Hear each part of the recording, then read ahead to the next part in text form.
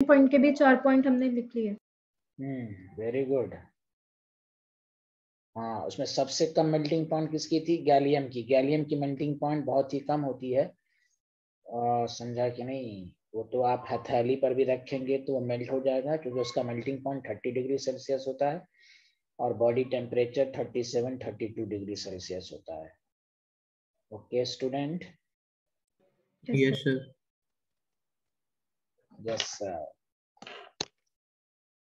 Very good. चलिए अब next topic पर आइए।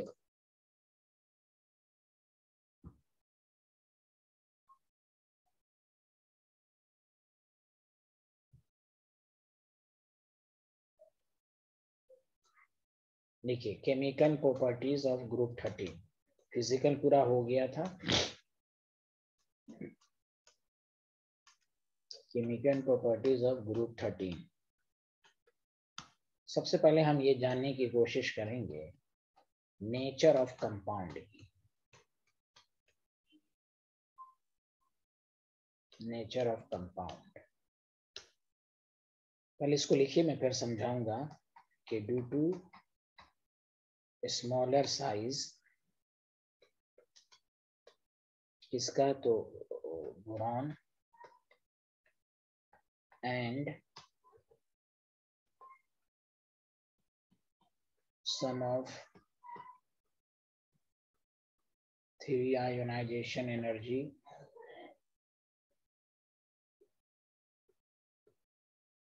is very high। तो बोरॉन छोटी साइज है उसकी। 3 आयनाइजेशन का मतलब ये हुआ बोरॉन से B+, फिर B+2 3 आयनाइजेशन एनर्जी बहुत ही हाई है। इसीलिए ये क्या करता है, ड्यू टू विच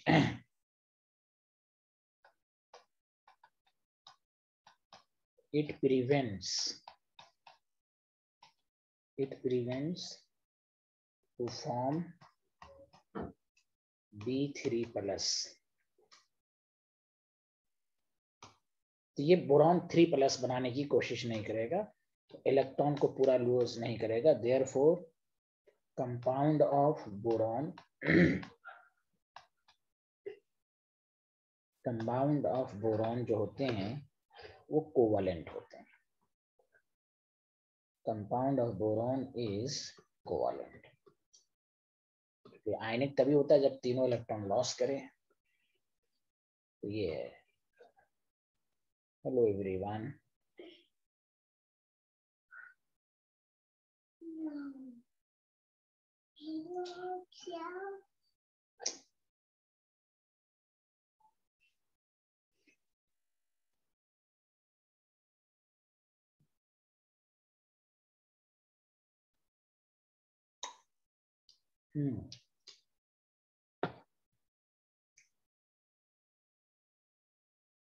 लिख लिया सारे लोग, हाँ या ना? Yes sir. Yes sir. अब देखिए सारे लोग, इसमें ये कहा जा रहा है कि as the size of atom अगर इंक्रीज करेगा तो सम ऑफ, तो साइज बढ़ेगा तो size of sum of first 3 ionization energy decrease करेगी।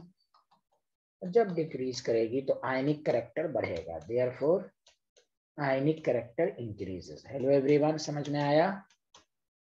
हेलो, आयनिक कैरेक्टर इंक्रीज करेगा।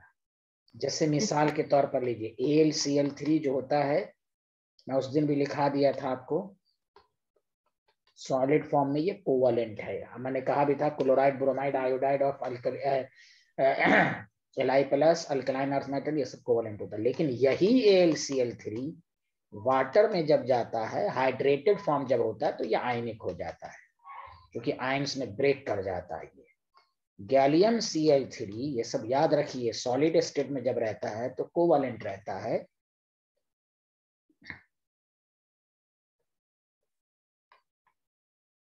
कोवलेंट रहता है, लेकिन यही गैलियम Cl3 वाटर के अंदर जब रहता है तो ये आयनिक हो जाता है। ये सब क्वेश्चन पूछे जा। बट जैसे आप जाए, जैसे इंडियम Cl3 एंड TlCl, आपको मालूम है ना, TlCl is possible because thallium में +1 की स्टेबिलिटी ज्यादा होती है। याद है सबको? Yes sir. हाँ, due to inert pair effect are always ionic. तो ये पहले आपको ये टॉपिक ही पढ़ा दिया गया, नेचर ऑफ कंपाउंड। बोरॉन के कंपाउंड कोवालेंट, बाकी के कोवालेंट देखिए ये AlCl3, और मैं इसको S ब्लॉक में भी लिखाया था, क्लोराइड ब्रोमाइड सब जो होते हैं ये सॉलिड स्टेट में कोवलेंट है, लेकिन वाटर में आयंस में ब्रेक कर देंगे, ये तो हमेशा आयनिक होगा। सर जी बोलिए। सर वाटर वाला फिर से बता दो, वाटर में आयनिक क्यों लेंगे? अरे आयंस में ब्रेक कर जाएगा भाई, hydrated form, aqueous form. Okay sir. Okay, या हम्म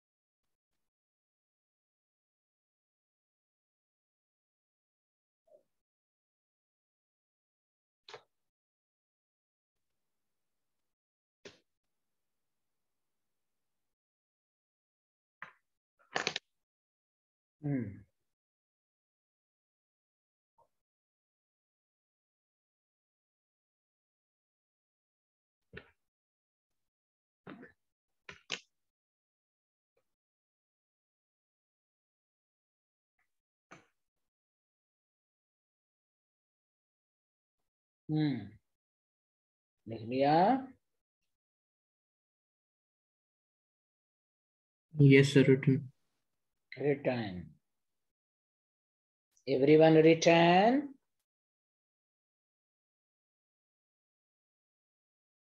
Yes, sir. Yes sir. अब आइए कि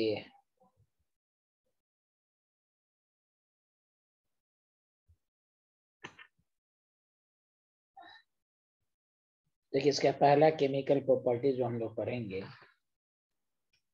है रिएक्शन विथ एयर। तो सारे लोग मिलके बताइए एयर का क्या मतलब होता है। N2 plus O2। Sir, oxygen and nitrogen.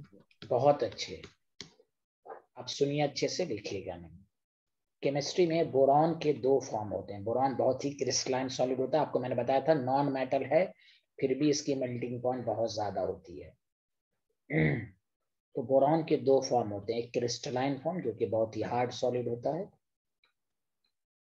Crystalline form,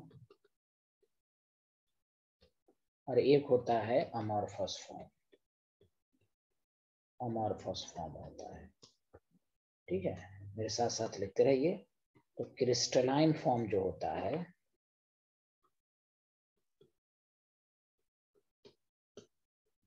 of boron does not react with air।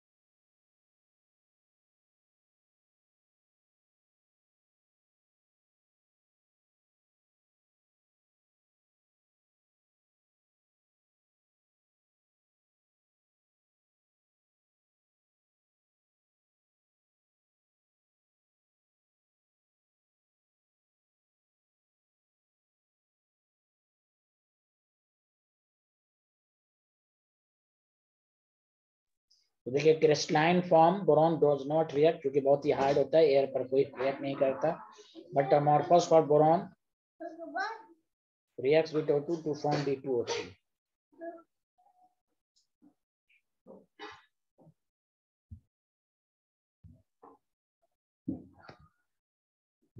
लिख लिया सारे लोग, हाँ या ना? Yes, sir.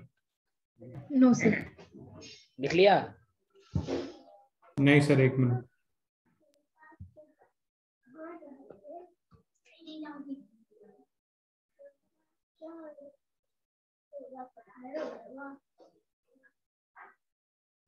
लिख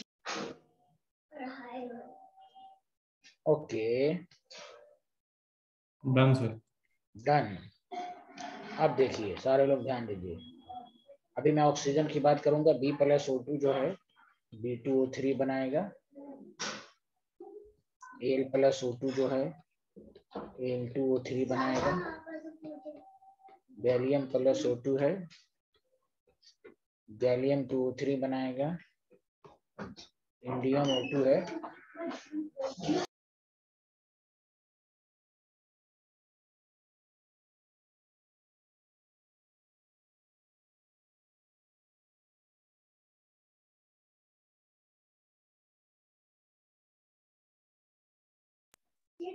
तो ये Tl2O बनाएगा, चूंकि थैलियम में +1 होता है। Tl2O3 अगर बनेगा भी तो यह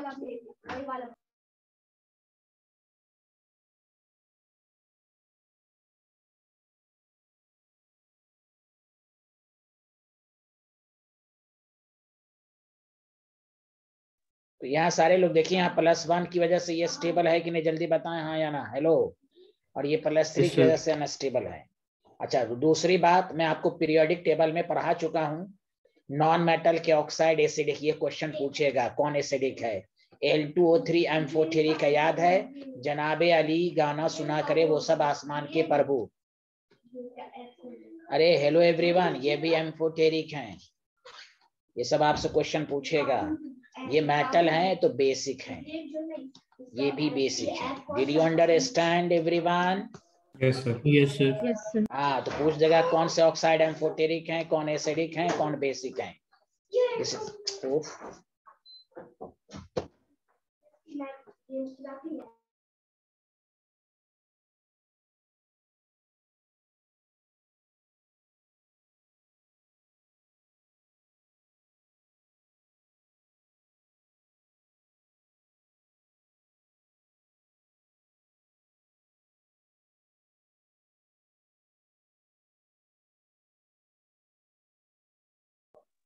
हाँ, लिख लिया?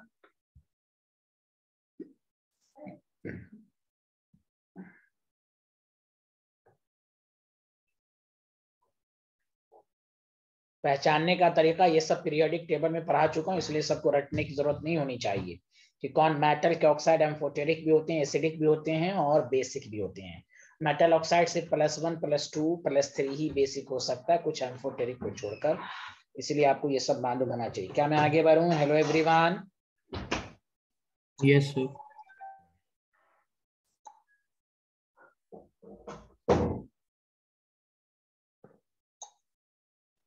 अब आइए, चूंकि एयर में अब नाइट्रोजन भी है तो N2 के साथ रिएक्शंस कर कर ये Bn बनाता है, नाइट्राइड। B पे 3+, N पर 3-, बोरॉन नाइट्राइड। तो बोरॉन नाइट्राइड का फॉर्मूला यही होगा।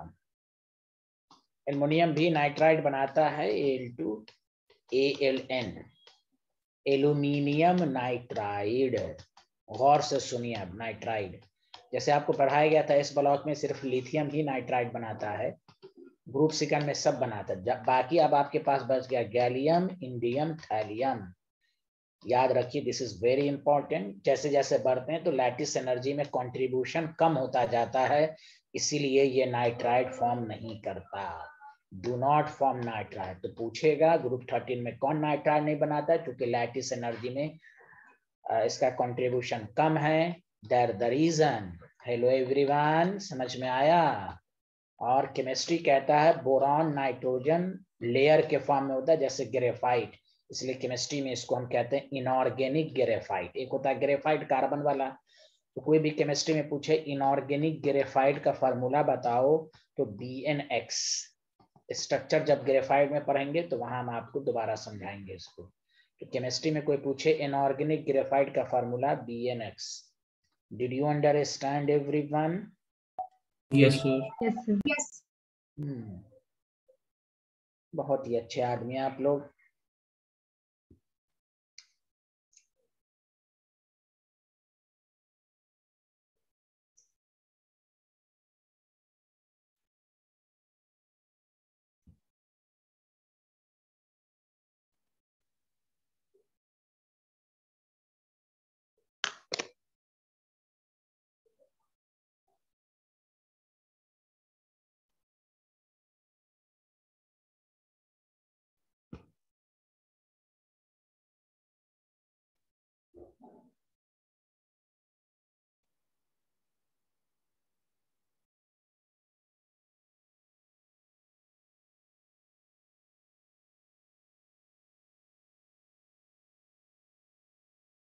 सर इसका बस स्ट्रक्चर इसके जैसा होता है ग्रेफाइट का, या प्रॉपर्टीज थोड़ी? नहीं, ग्रेफाइट की तरह ही स्ट्रक्चर होता है।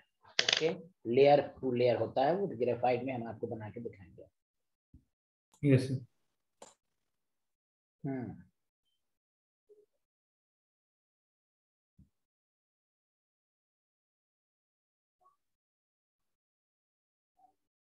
लिख लिया सारे लोग, हाँ या ना?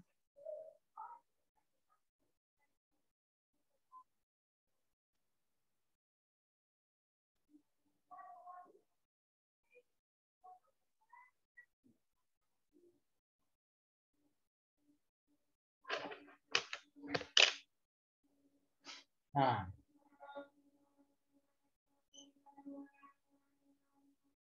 Yes, sir. Written. Retain.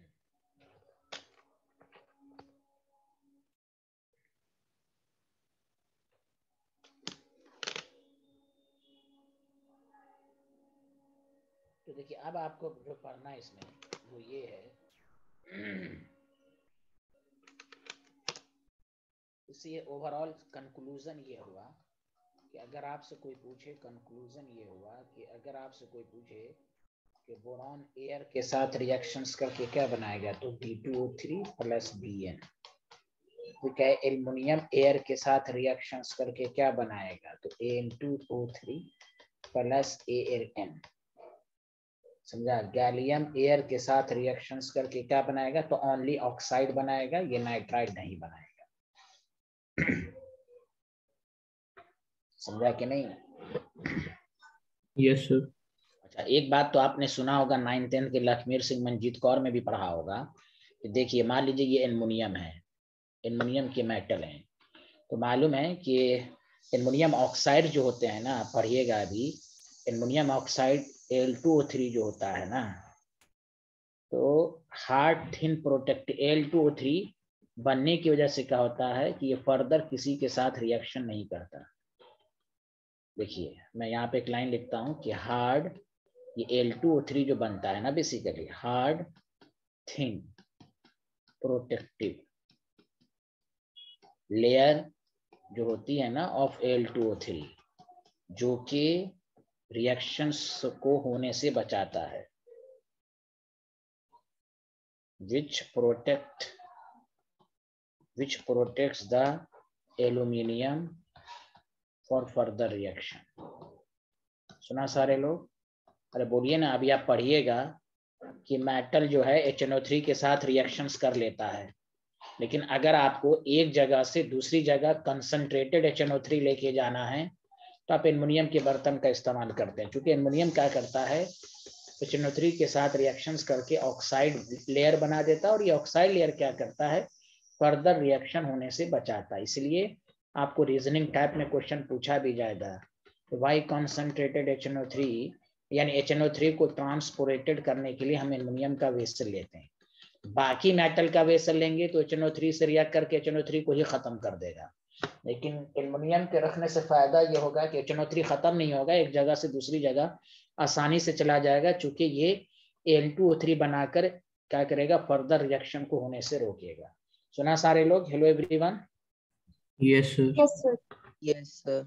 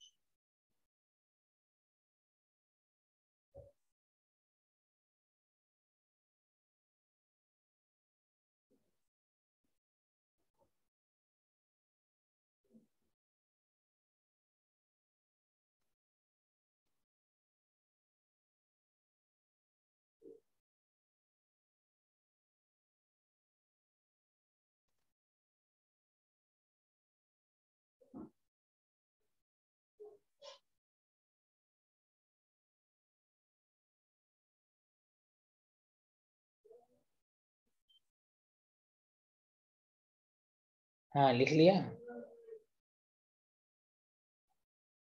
Yes, sir.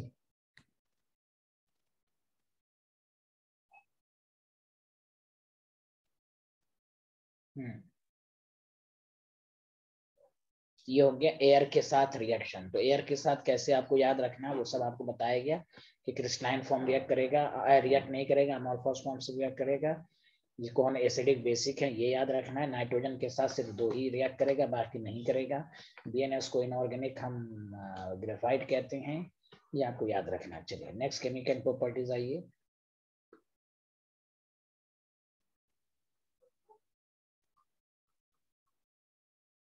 Reaction with acid और एसिड एंड अल्कलीज। अल्कलीज का मतलब वही होता है बेस। ओके, तो एक नई नॉलेज याद रखिए। देखिए हमने पीरियोडिक टेबल में पढ़ाया था ना कि कौन से ऑक्साइड एम्फोटेरिक होते हैं। केमिस्ट्री में ये भी एक होता है एम्फोटेरिक मेटल। उसके मेटल भी एम्फोटेरिक होता है और ऑक्साइड एम्फोटेरिक, ये एक अलग कंसेप्ट है। तो देखिए मेरे साथ साथ लिखिए, आपको ये भी याद रखना है कि पूरे पीरियोडिक टेबल में कौन एम्फोटेरिक मेटल है। क्योंकि मेटल एसिड बेस, कुछ मेटल जो होते हैं वो सिर्फ एसिड के साथ करते हैं, कुछ एसिड बेस दोनों के साथ करते हैं। द मेटल विच, देखिए आगे का line, which liberates H2 gas with a strong acid, point to be noted, with a strong acid and a strong base is called amphoteric metal. सुना सारे लोग? Hello everyone. देखिए इसका, Yes, sir. हेलो समझ में आ रहा है? Yes, sir. Yes, sir. तो ये लिस्ट याद रखिए। बेरिलियम एम्फोटेरिक मेटल भी है और इसके ऑक्साइड भी एम्फोटेरिक है। एल्युमिनियम एम्फोटेरिक मेटल भी है, उसके ऑक्साइड भी एम्फोटेरिक है। जिंक एम्फोटेरिक मेटल भी है, उसके ऑक्साइड भी एम्फोटेरिक है। SnB PbB। बाकी क्रोमियम जो है उसके ऑक्साइड एम्फोटेरिक है, क्रोमियम एम्फोटेरिक नहीं है। तो ये सब याद रखें, ये एलिमेंट का नाम याद रखें। This is called amphoteric metal. ये दोनों के साथ रिएक्शंस करके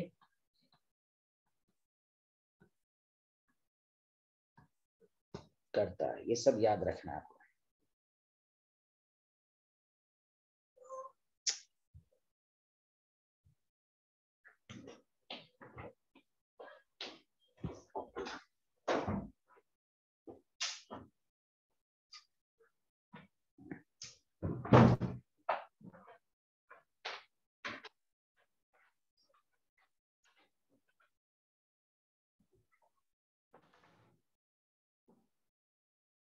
हेलो एवरीवन, लिख लिया? Yes, sir.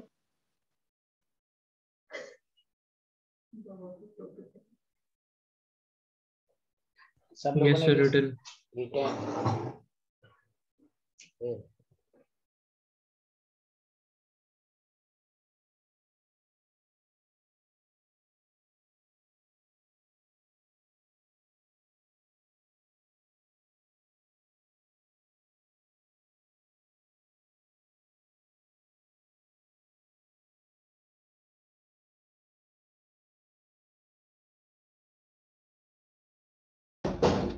चलिए अब आइए इस एसिड और बेस की, ये तो एम्फोटेरिक मेटल है, याद हो गया। अब और से सुनिएगा कि बोरॉन के बारे में ये कहा जाता है कि बोरॉन जो है ना does not react with acid and base, तो दोनों के साथ रिएक्शन नहीं करता with acid and base even at moderate temperature, even at moderate temperature। अब आइए एल्युमिनियम के बारे में आइए, आप बताओ एल्युमिनियम रिएक्शन करेगा? क्योंकि एम्फोटेरिक मेटल है ये। हेलो, ये एसिड बेस दोनों के साथ रिएक्शंस करेगा। कुछ बोल ही नहीं रहे हैं ये लोग, गलत बात है ना, बोलिए ना। Yes sir. Yes sir. जैसे एल्युमिनियम एसिड के साथ भी रिएक्शन करता है तो AlCl3 और हाइड्रोजन गैस लिबरेट करता है, और एल्युमिनियम जो है 2NaOH प्लस एक्वस सॉल्यूशन के साथ अल्कली के साथ भी करता है, तो AlO2 सोडियम एल्यूमिनेट हाइड्रोजन, तो कहा गया जो strong acid strong hydrogen gas को लिबरेट करेगा, सोडियम एल्यूमिनेट। क्लियर है स्टूडेंट लोग? Yes sir.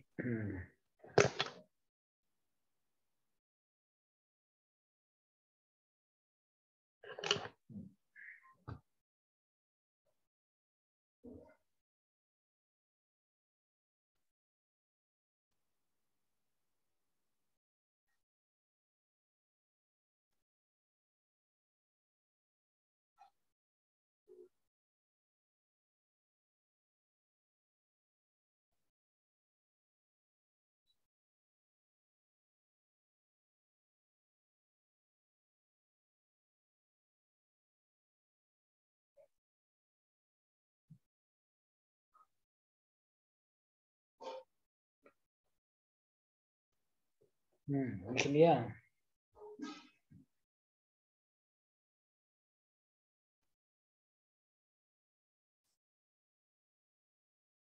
Yes sir, written.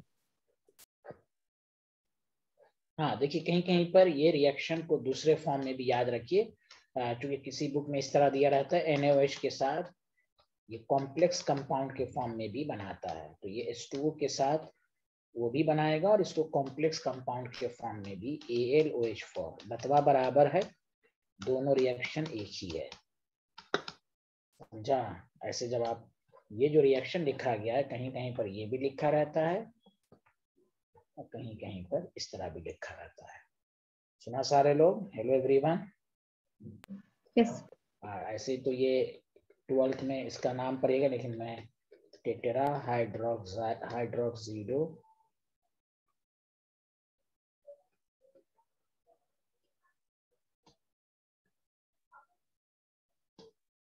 Aluminate third.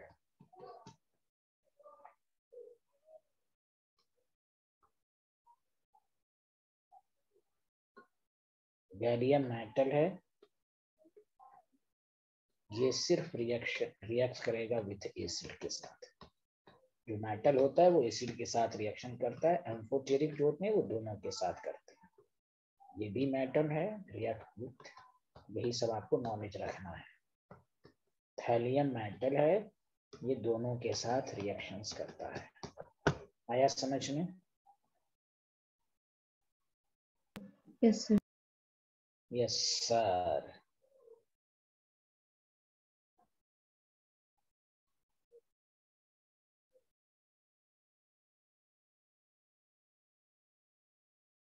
Sir ये दोनों के साथ करते हैं? कौन? सर ये गैलियम एंड ये आपने सिर्फ एसिड लिखा है। हाँ तो एसिड मेटल तो क्या ये मेटल है, मेटल तो एसिड के साथ सिर्फ रिएक्शन करेगा।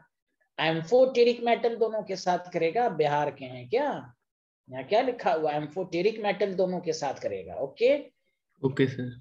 हाँ, मेटल जो होता है वो सिर्फ एसिड के साथ करता है। ओके, नॉन मेटल जो है वो बेस के साथ करेगा, लेकिन एम्फोटेरिक मेटल है जो 5-6 आपको लिस्ट बताया गया वो दोनों के साथ करेगा। ओके देखिएगा, जिंक यस जो है सर। तो उसका केमिस्ट्री में हर जगह देखिएगा, जिंक का एसिड के साथ भी रिएक्शन है, जिंक का NaOH के साथ भी है, एल्युमिनियम का Cl के साथ भी है, एल्युमिनियम का NaOH के साथ भी है, लेकिन गैलियम का कभी भी आप NaOH के साथ नहीं देखिएगा, वो सिर्फ एसिड के साथ रिएक्शन करेगा। Okay student? यस सर, समझ गया। थैंक यू, बहुत अच्छे आदमी हैं आप।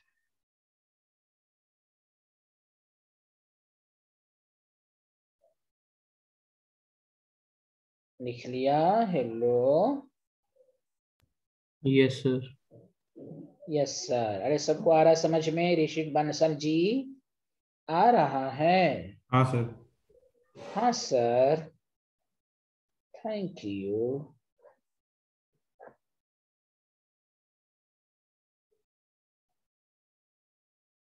अब आइए,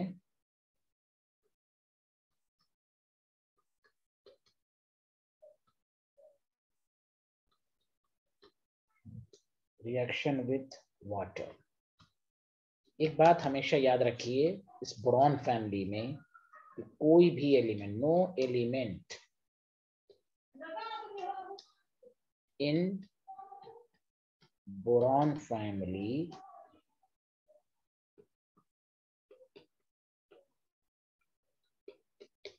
reacts with coal water, but aluminium जो होता है ना, reacts with hot water।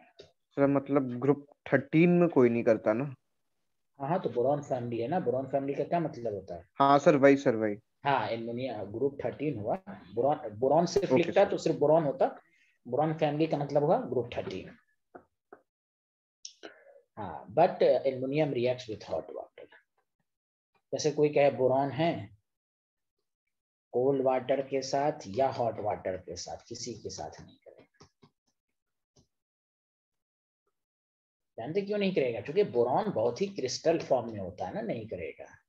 Non metal में P4 है, फास्फोरस। जैसे जैसे नंबर ऑफ नॉन मेटल है, जैसे जैसे बॉन्ड बढ़ेगा तो वाटर के साथ रिएक्शंस नहीं करता है। एल्युमिनियम नेटवर्क फॉर्म नहीं बनाता है, तो बोरॉन नहीं करेगा, नो रिएक्शंस, ना हॉट वाटर ना cold water.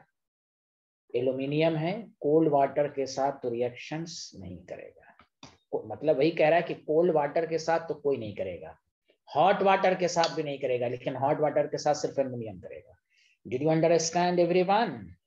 Yes sir.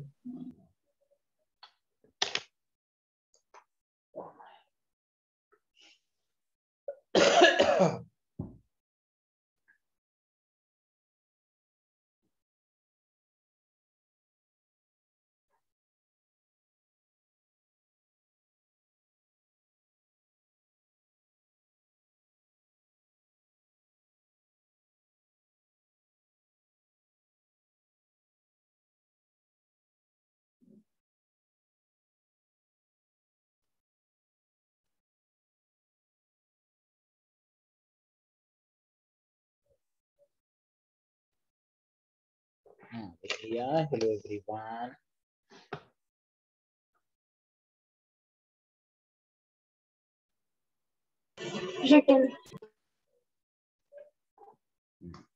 Aluminium क्या है?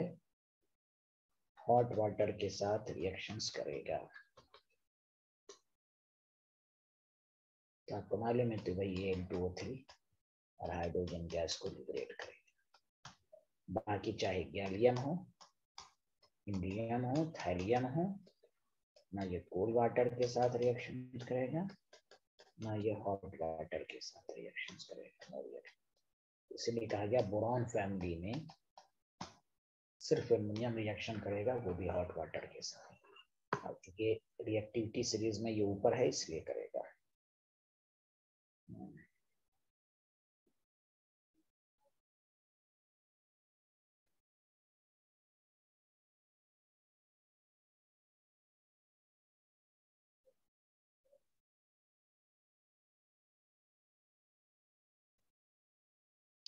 लिख लिया?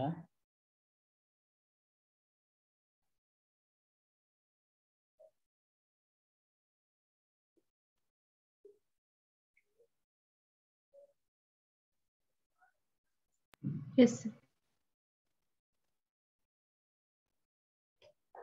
Next chemical properties. This is the last chemical properties of group 13.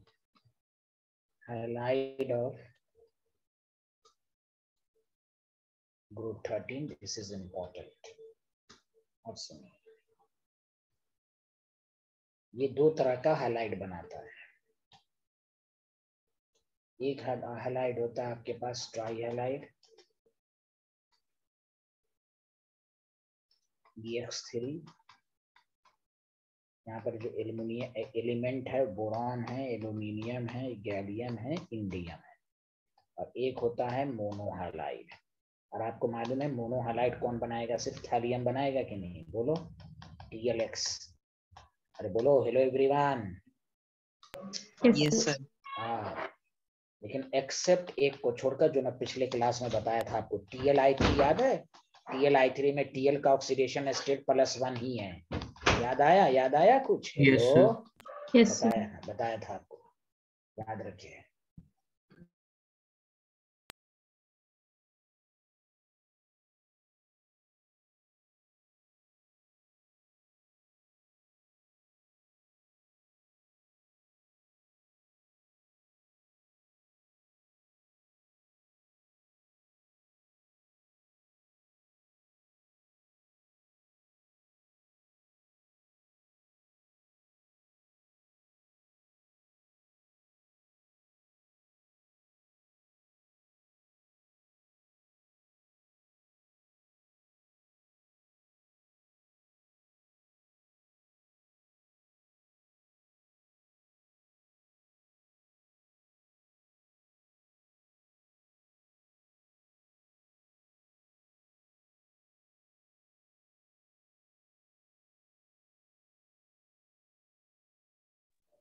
Hello everyone, लिख लिया?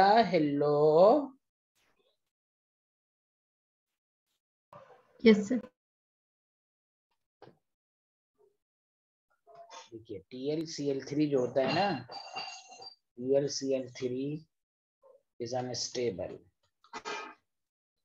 but TlCl is stable.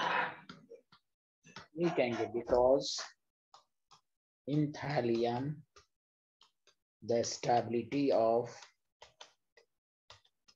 +1 oxidation state is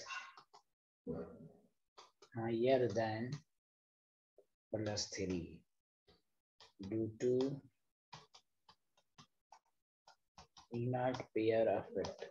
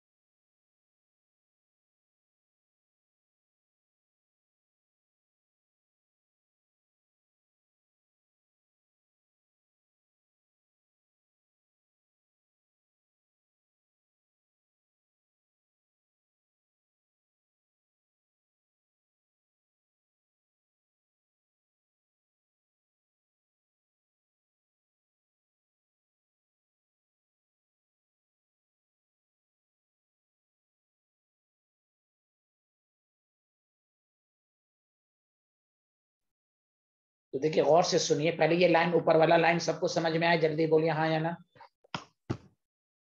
Yes, hello. sir. आप सुनिए अच्छे से, इसके बाद स्पेशल टॉपिक होने जा रहा है. यहाँ सुने. Try halide of the group 13 और इलेक्ट्रॉन डिफिशिएंट. देख लीजिए BCl3 इलेक्ट्रॉन डिफिशिएंट है, ऑक्टेट कंप्लीट नहीं है, भूखा इंसान है, आयनिक इक्विलिब्रियम पढ़ चुके हैं, ये सब लुईस एसिड होगा. अरे कुछ तो बोलिए हाँ या ना. Hello everyone, electron acceptor is called acid. Hello.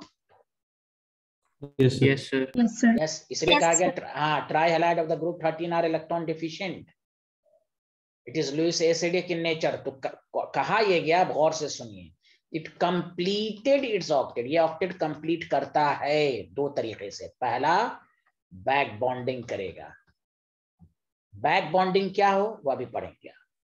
यही चीज को एक्सप्लेन करने के लिए केमिस्ट्री में कुछ स्पेशल बॉन्डिंग होती है, या कहीं पर बैक बॉन्डिंग नहीं होगा तो डायमराइजेशन होगा, डबल हो जाएगा, डायमराइजेशन होगा, डबल होके वो अपने ऑक्टेट को कंप्लीट करेगा। What is the purpose of back bonding and dimerization? To acquire stability, to complete its octet.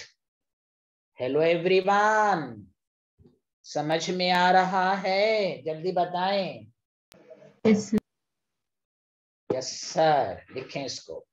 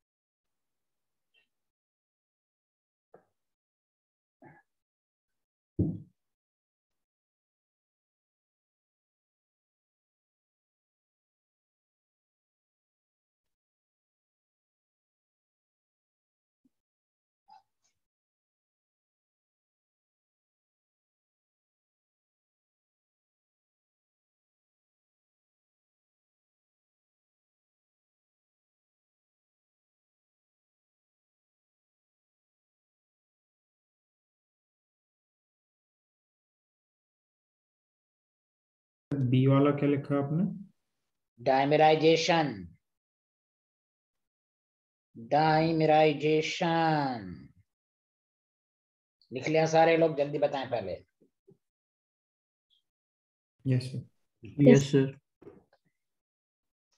Topic डालिए कंसेप्ट ऑफ बैक बॉन्डिंग।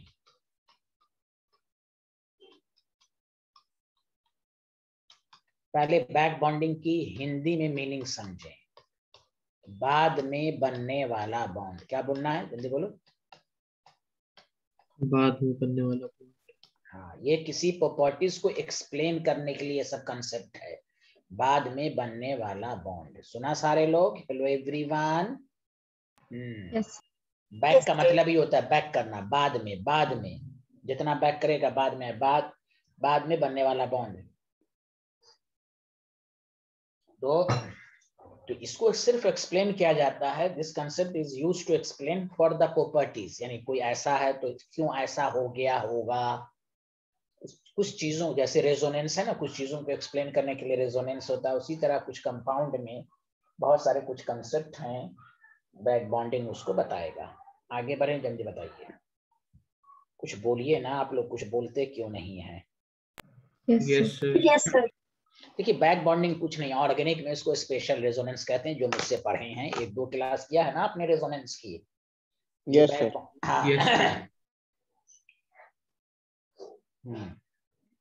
यही है सब। तो ये पूरा चैप्टर खत्म हो जाएगा तो हम लोग आप नेक्स्ट मंडे से ऑर्गेनिक ही करेंगे। अब यहाँ सुने, अब आपके पास जो है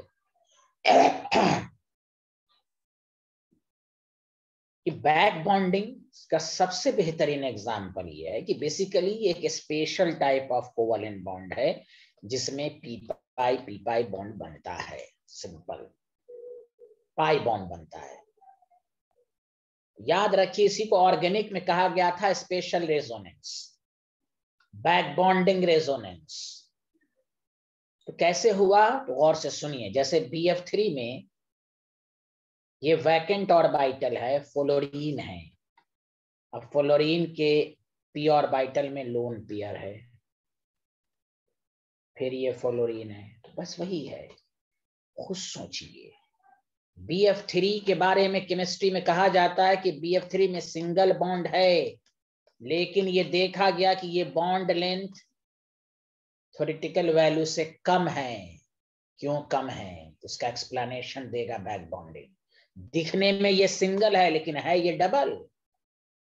जितनी बॉन्ड लेंथ होनी चाहिए उससे कम है। कम की वजह यही है कि ये पीछे से पैसा दे दिया, और देखिए लैटरल ओवरलैपिंग से पाई बॉन्ड बन गया। तो देखिए इसलिए इस दोनों के बीच में डबल बॉन्ड आ गया। हेलो एवरीवन, समझ में आ रहा है? तो डबल बॉन्ड आ गया। तो डबल बॉन्ड की वजह से बॉन्ड लेंथ क्या हो जाती है? कम।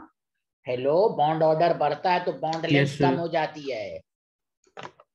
देखिए बैक बॉन्डिंग कोई ये नहीं कहना कि ये कोई डिफिनेशन नहीं, इसको पहचानने का तरीका आना चाहिए जो मैं आपको सिखाऊंगा। कहाँ बैक बॉन्डिंग पाई जा सकती है? तो पहले इसको एक फॉर्म में आप कह सकते हैं the special type of the covalent. तो यही है ना बाद में बनने वाला बॉन्ड। बाद में ना ये बना, क्यों बना? To explain the some properties of that molecule. क्यों बैक बॉन्डिंग को मैंने हिंदी में लिखा बाद में बनने वाला bond?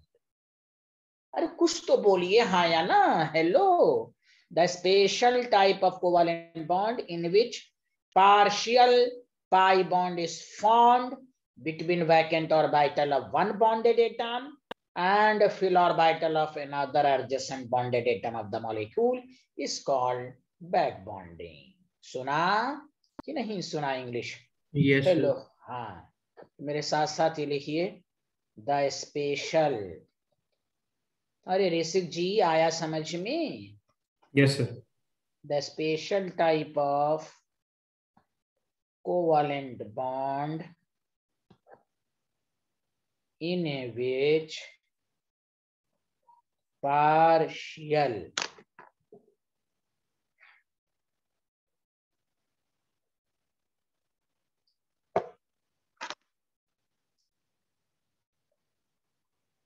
pi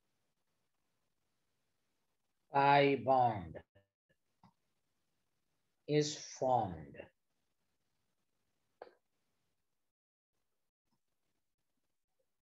between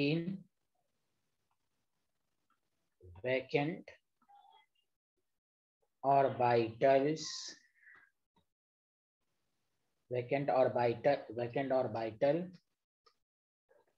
of one bonded atom। पर यहाँ तक लिखिए फिर बताते हैं।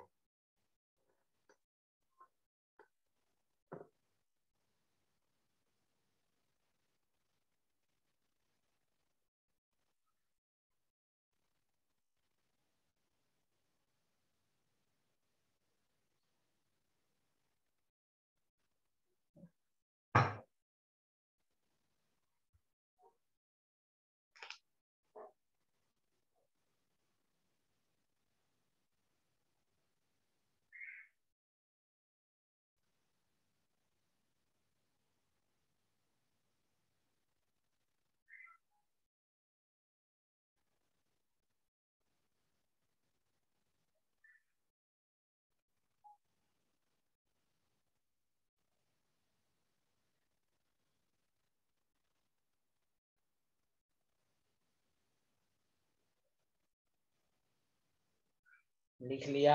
Hello everyone. So the special type of covalent bond in which partial pi bond is formed, इसलिए word है partial pi bond is formed between vacant orbital of one bonded atom। अरे लिख लिया? Yes, sir. Yes.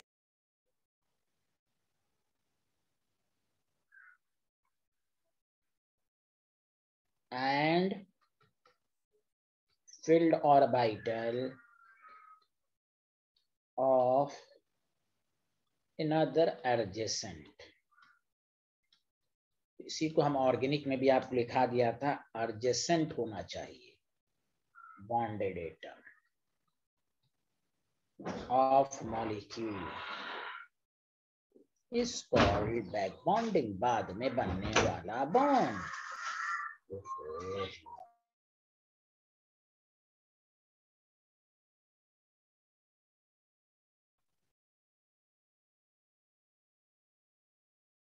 आया समझ में? Hello everyone. Yes, sir. Yes, sir. Yes sir, yes sir. ये सब चैप्टर सब बहुत आसान है, हर दिन पढ़िए और उसको कंप्लीट करते रहिए।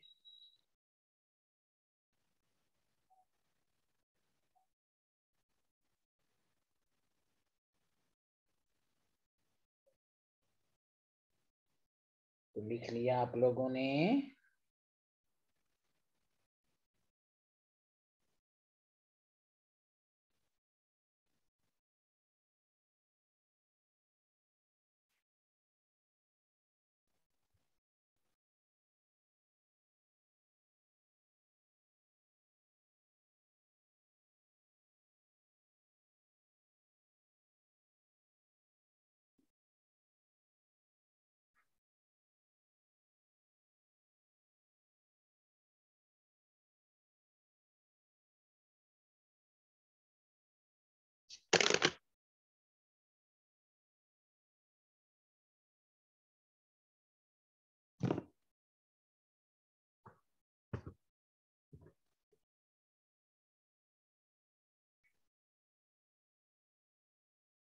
हाँ लिख लिया।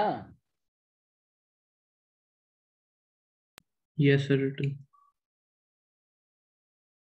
कोई डाउट तो नहीं है यहाँ तक? जल्दी बताइए।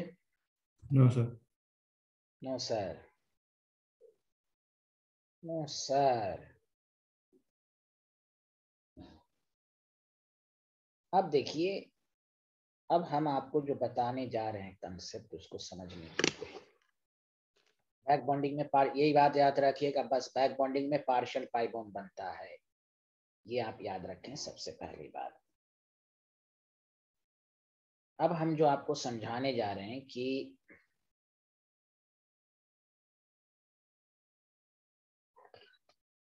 कैसे समझेंगे कहाँ बैक बॉन्डिंग है या नहीं है, उसके लिए कम से कम एक कंडीशन याद रखिए। कंडीशन फॉर बैक बॉन्डिंग, यानी जो बैक बॉन्डिंग रेजोनेंस था, पहला है तो वन बॉन्डेड एटम, चाहे वो सेंट्रल हो या सराउंडिंग हो, उससे मतलब नहीं है,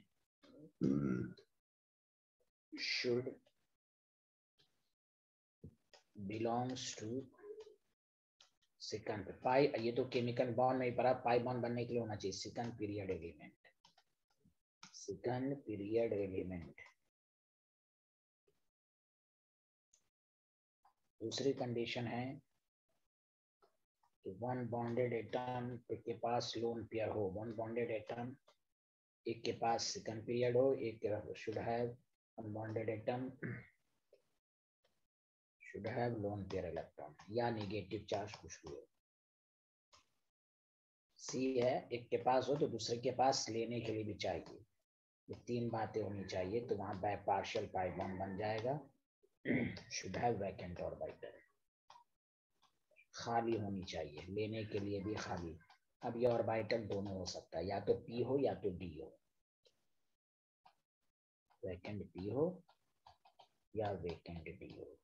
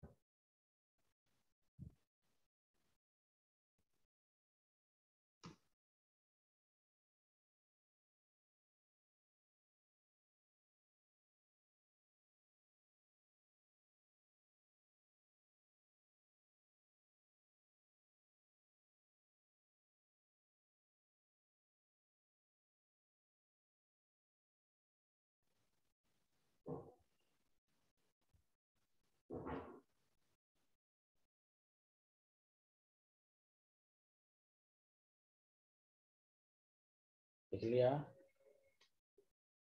एक मिनट सर।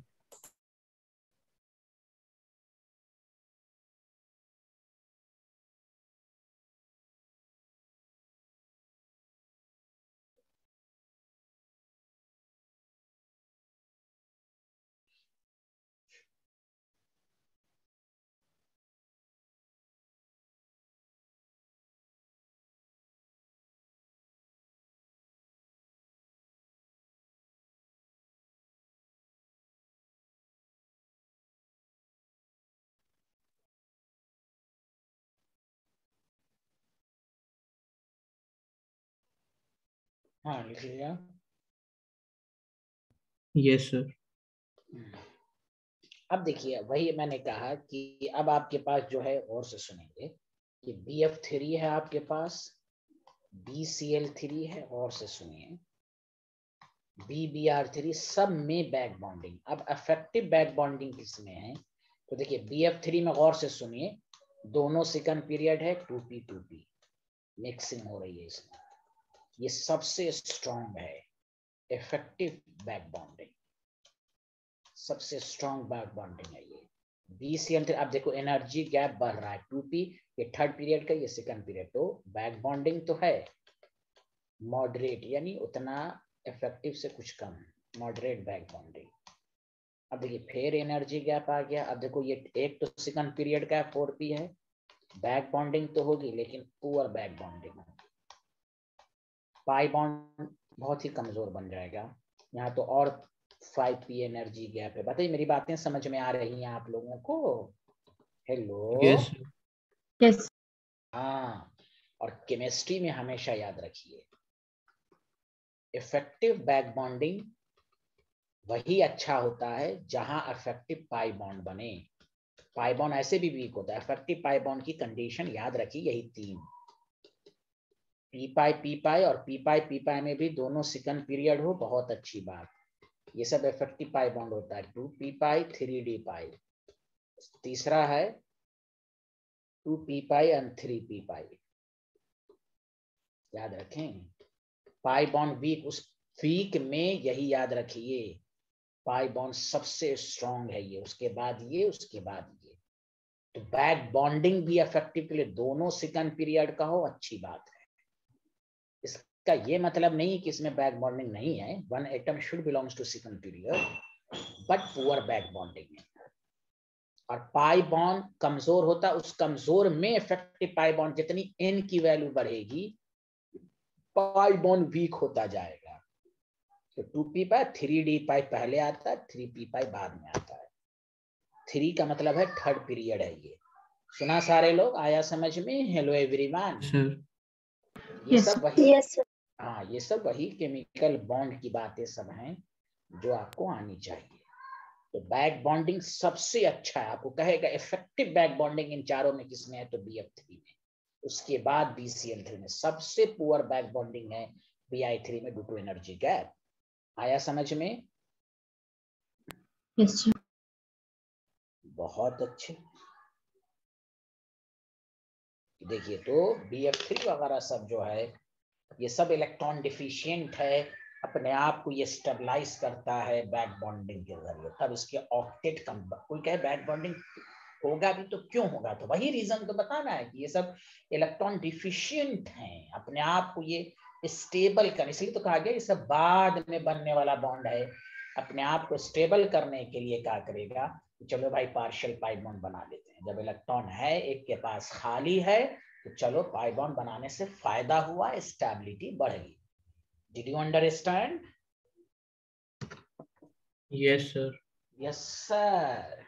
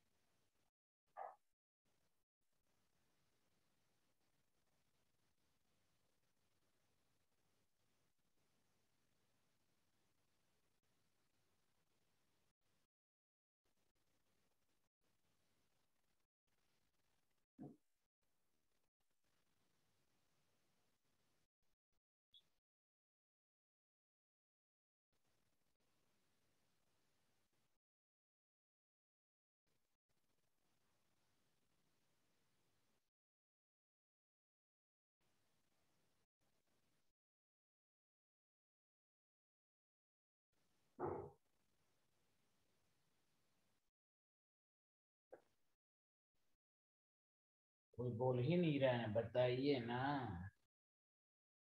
लिख लिया?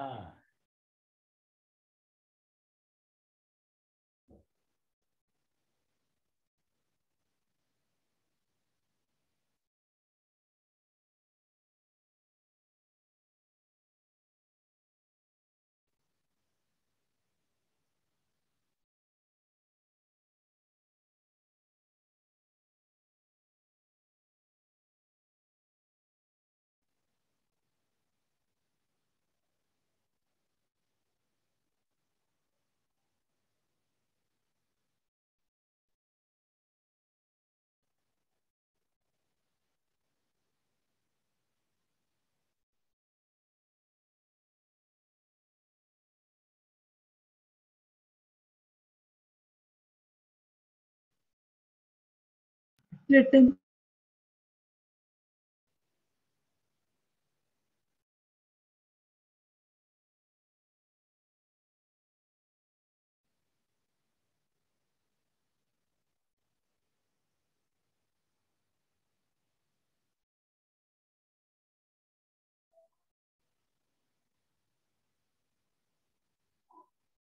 हाँ, written, written. Yes, sir, Yes, sir. written. Yes.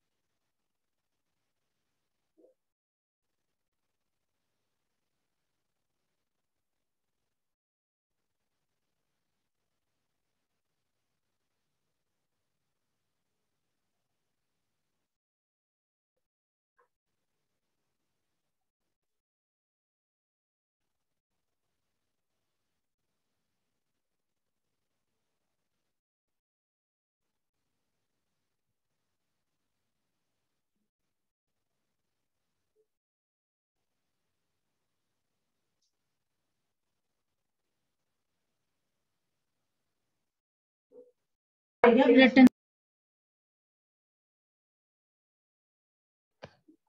Written.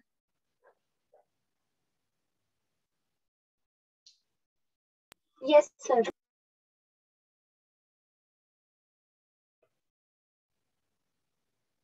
तो कुछ तो बोलिए, कोई डाउट तो नहीं है ना? अब सुनिए,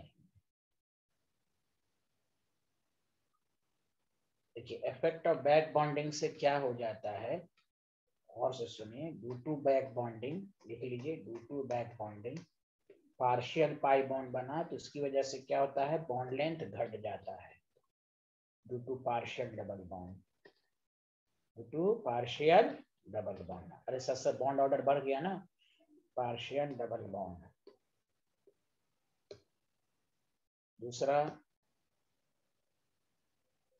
बैक बॉन्डिंग से कहीं कहीं पर due to back bonding hybridization कहीं पर चेंज हो जाता है, कहीं पर सेम रहता है। Hybridization of central atom of molecule either remain same or change.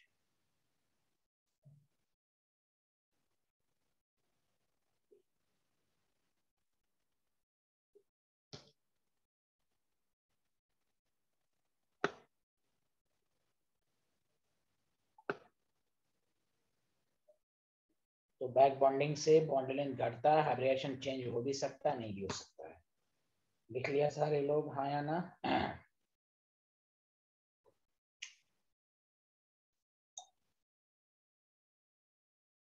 Hello.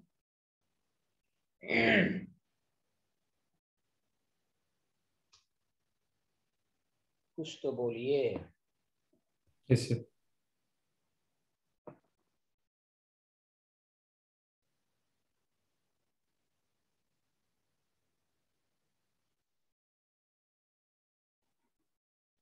Written,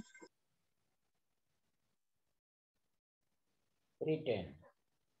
अब देखिए टॉपिक डालिएगा, इस पर क्वेश्चन आते ही आते हैं। Lewis acid character, Lewis acid character अभी मैंने पढ़ाया आपको, और से सुनिए अच्छे से कि ट्राई हाइलाइट जो होते हैं, ट्राई हाइलाइट ऑफ बोरॉन जो हैं, और से सुनिए। पहले बोरॉन की बात करेंगे। आर इलेक्ट्रॉन डिफिशियंट है ना? इलेक्ट्रॉन डिफिशियंट, जल्दी बोलो। Yes sir. जब इलेक्ट्रॉन डिफिशियंट हैं तो दे आर क्या है? They are Lewis acid. अब तुमसे पूछेगा, ये क्वेश्चन पूछेगा ही, order of Lewis acidic character. Order of Lewis, अच्छा लुईस एसिड कैरेक्टर जो पूछेगा, या एसिडिक कैरेक्टर, कोई जरूरी नहीं कि लुईस लिखेगा, एसिडिक कैरेक्टर कौन स्ट्रॉन्गर है?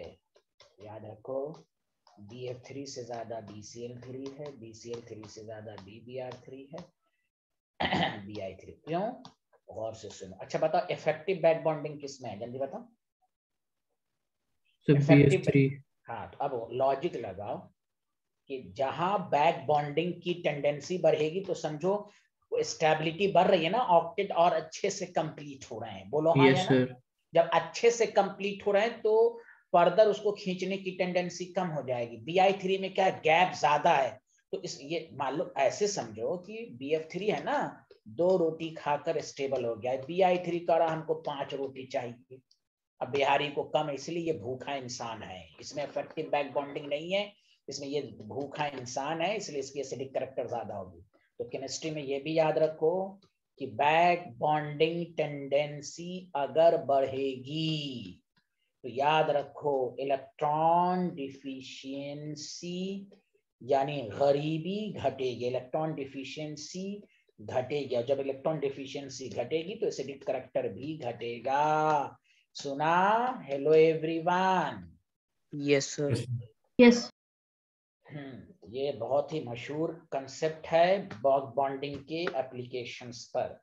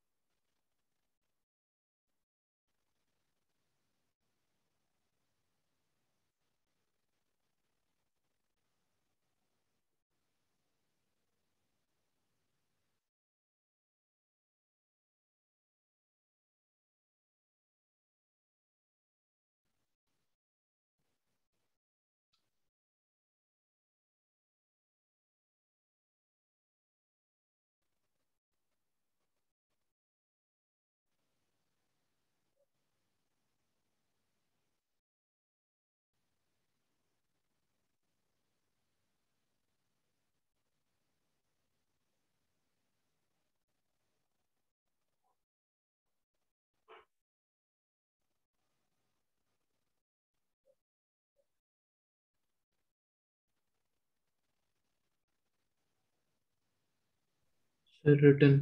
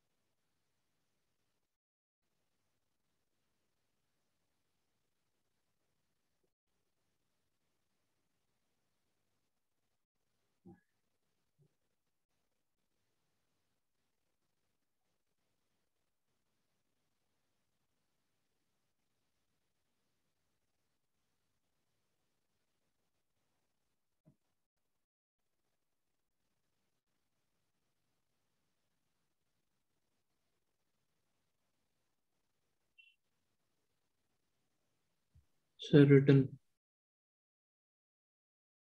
रिटर्न तो ठीक है, रिटर्न कर लें। Okay bye bye, thank you. Next class में मुलाकात होगी। Bye bye.